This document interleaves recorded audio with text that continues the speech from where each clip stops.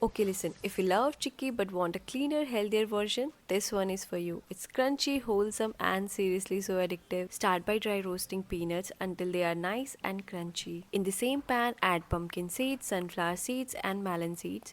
Roast them for about 30 to 40 seconds. Add sesame seeds at the end, they roast really fast. Rub the roasted peanut in a cloth to remove the skins. Now melt jaggery with a little ghee and little water. Cook till it forms a light string, and that's the perfect stage. Add the peanut and seeds, mix quickly just for 15 to 20 seconds. You need to work fast here as it hardens quickly. Transfer it onto butter paper, cover with another sheet and roll it thin. Now cut it into pieces while it's still warm. Let it set and your healthy winter chickpea is ready. Save this and follow for more such easy and healthy recipes.